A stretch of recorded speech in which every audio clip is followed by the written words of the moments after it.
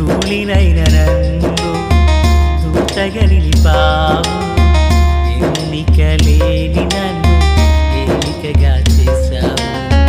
ధూళినైన నన్ను దూతగా నిలిపావు, ఎన్నిక లేని నన్ను ఏలికగా చేశావు. భూమి విరిగి ఫలమిచ్చెను, మేఘమిరిగి వర్షమొచ్చెను, రొట్టె విరిగి వృద్ధి చెందెను, నన్ను విరిచి వాడుకోమయ్యా.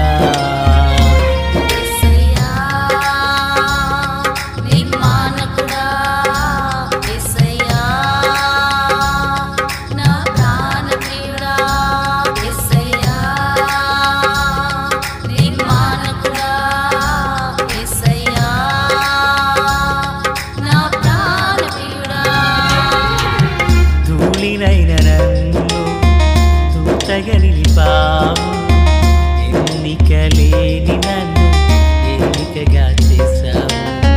ధూళినైన నన్ను దూతగా నిలిపావు, ఎన్నిక లేని నన్ను ఏలికగా చేశావు.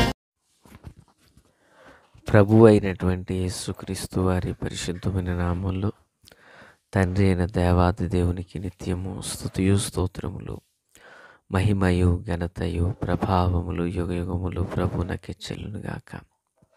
ఆత్మీయులారా, బాగున్నారు కదూ? దేవుని మహాకృపను బట్టి మరో పర్యాయం మనం ఇలాగనే కలిసి ప్రభును స్తుతించుటకు గాను దేవాది దేవుడు మనకు అనుగ్రహించిన ఈ మంచి తరుణమునకై మనం ప్రభువుని ఎంతగానో స్తుతించు బంతులమునై ఉన్నాం.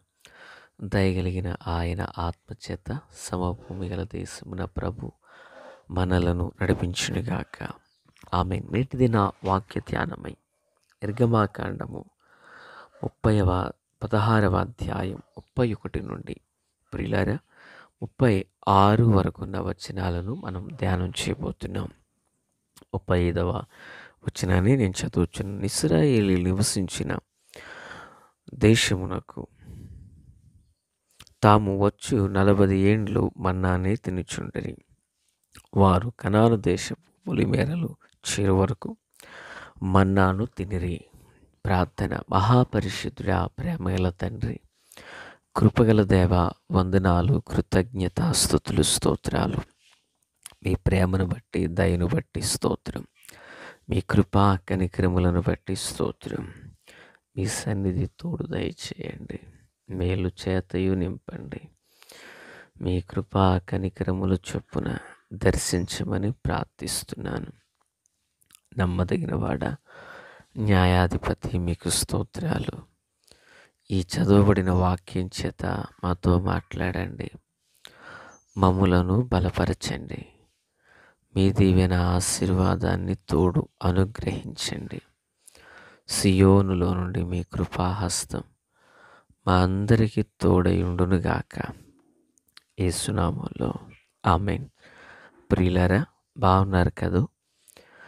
ఈ చివరి వచనాలలో ఇశ్రాయేలీలు కనాను దేశపు పొలిమేరలు సరిహద్దులకు చేరు వరకు వారు మన్నానే భుజించిరి అన్న సంగతిని ఇక్కడ మనం చూస్తున్నాం. అంటే ఒకరోజు కాదు, 2 రోజులు కాదు, 40 ఏండ్ల కాలం వారు ఈ మన్నాను భుజించిరి. ఈ వచనాల్లో దేవుడు ఎంత నమ్మదగిన దేవుడునై ఉన్నారు అన్న సత్యం మనకిక్కడ అర్థమవుతుంది. విషయం ఏంటంటే, మోషే ఇశ్రాయేలీల మధ్యలోకి వెళ్ళాడు, ఐగుప్తులోకి. వారితో ఇలా చెప్పాడు, అయ్యా, పితరుల దేవుడు నాతో మాట్లాడారు, మిమ్మును తీసుకురమ్మని, అనగా ఐగుప్తులో నుండి కనాను దేశానికి తీసుకురమ్మని నన్ను పంపి ఉన్నాడు. రండి అన్నారు. వాళ్ళు రామని చెప్తున్నారు. లేదయ్యా, అక్కడికి మీరు వస్తే త్రవ్వని బావులలో నీళ్లు, నాటని చెట్ల యొక్క ఫలాలు, సమృద్ధికరమైన కృప మీ కొరకు అక్కడ సిద్ధపరిచారు దేవుడు. అని చెప్పారు. వాళ్ళు నమ్మడం లేదు. అప్పుడు కొన్ని సూచనలు చేశాడు మోషే. ఉదాహరణకు చెయ్యి కుష్ఠదిగా మారడం, కర్ర పామవ్వడం. ఇవి కార్యాలు చూచినప్పుడు, సూచనలు చూచినప్పుడు, ఓహ్! రైటే కదా! మన పితరులు కూడా చెప్పారు. వాగ్దాన దేశం గురించి దేవుడు విడిపిస్తానన్నారు కదా! అని చెప్పి వారు ప్రయాణాన్ని కొనసాగించడానికి ఇష్టపడ్డారు.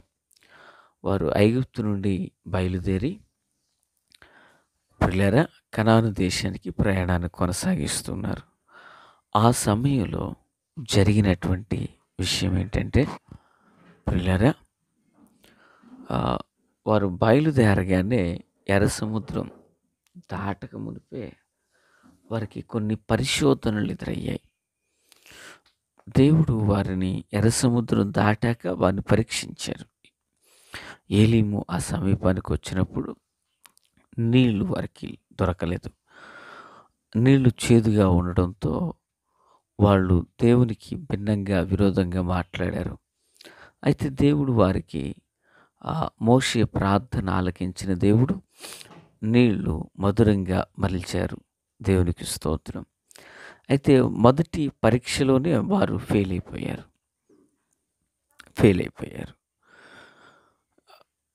ఐగుప్తులో మాకు సమాధులు లేవా? ఇక్కడ మేము చనిపోవడానిక తీసుకొచ్చింది? మేము కుండల యొద్దనే కూర్చుని తింటాము. కాకరకాయలు, కేకరకాయలు, దోసకాయలు, చిక్కుడుకాయలు మేము ఎలా వండుకు తిందామంటూ వారు మాట్లాడడం జరిగింది అక్కడ.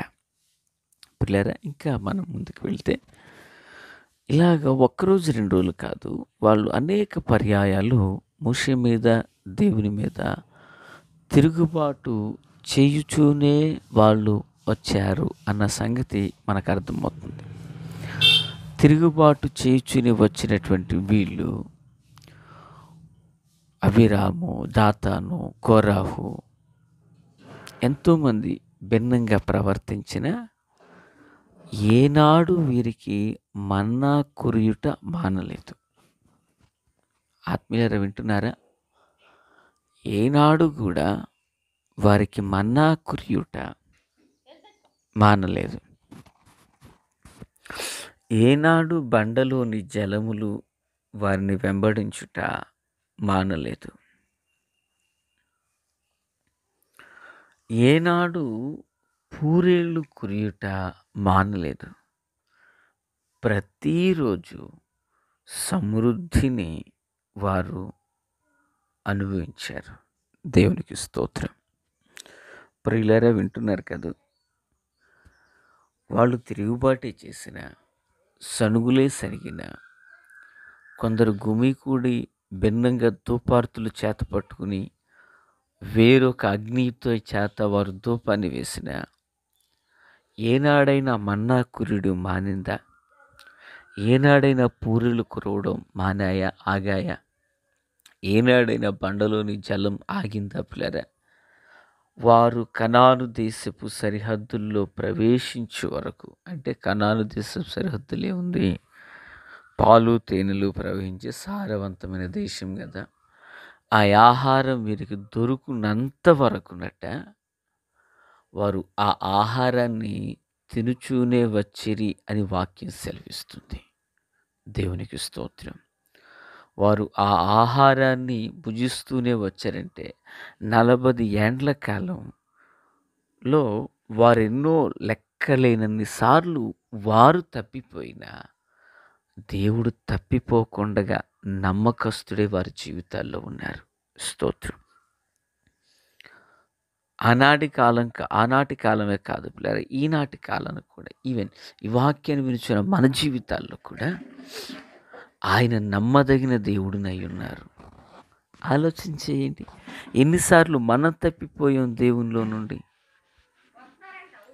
ఎన్నిసార్లు మనము దేవునికి మాటిచ్చి దూరం అయిపోయాం, ఎన్నిసార్లు మనం దేవునికి భిన్నంగా మాట్లాడాం. మనం ఎన్నో పర్యాయాలు దేవునికి దూరం అయ్యాం, కానీ దేవుడు మనకు దూరం కాలేదు సుమి. మాటిచ్చి తప్పిపోయామా? తీర్మానం చేసి తప్పిపోయామా? మురుక్కుబడి చేసి తప్పిపోయామా? ఎన్నిసార్లు మనము తొలగి తప్పియున్నామో అది మన మనస్సాక్షికి తెలుసు. మనం ఎన్నో పర్యాయాలు తప్పిపోయినా, లెక్కలేనన్ని పర్యాయాలు మనము దేవునికి దూరమైన ప్రియులారా, ప్రభువు ఎన్నడూ మన జీవితంలో నమ్మదగిన వాడుగానే ఉన్నారు. 430 సంవత్సరాలు అరణ్యములో వారు ఐగుప్తులను బయలుదేరాక 40 సంవత్సరాల కాలం అరణ్య యాత్రలో ఒక్కరు కాదు, ఇద్దరు కాదు ప్రియులారా, లక్షలాది మంది ఒక్కరికి కూడా ఆహారం తక్కువ కాకుండా, ఇంకా ఈ మాట చెప్పాలా, వారు కూర్చుని తింటే మనిషి యొక్క కుడి చేతి చూపుడు వేలు గొంతులు పెట్టుకుంటే అందేటంతగా వారు తిన్నారు అని వాక్యం సెలవిస్తుంది. అంతగా తిన్నారు వాళ్ళు. ఏనాడైనా ఆహారం తగ్గిందా? ఆత్మీయులారా, దేవుడు వారిని అంతగా ప్రేమించి నమ్మకస్తుడై అలాగున వారికి ఆహారాన్ని పంపించారు. కానీ వీరు తప్పిపోయారు. దైవజనుడైన పౌలు కొరింథీయులకు రాసిన పత్రికలో సంఘానికి తెలియపరిచిన మాట ఏంటి? తన కుమారుని సహవాసమునకు మిమ్ముని పిలిచిన దేవుడు నమ్మదగిన దేవుడు అంటారు. నిజమే. ఆయన ఈరోజు కూడా నా జీవితంలో నమ్మకస్తుడిగానే ఉన్నారు. ఈరోజు కూడా నీ జీవితంలో ఆయన నమ్మదగిన దేవునిగా ఉన్నారు. ప్రియులారా, నమ్మకమైన దేవుని దగ్గర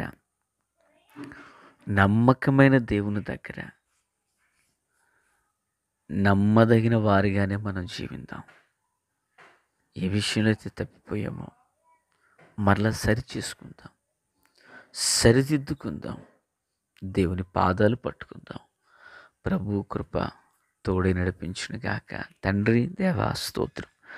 వాక్యమందరి హృదయాల్లో ఫలపరితం చేసి మేలుతో నింపి నడిపించి రహస్య రాకడ కొరకే సిద్ధం చేయమని యేసునామమున అడిగి వేడుకొనుచున్నాం మా పరమ తండ్రి.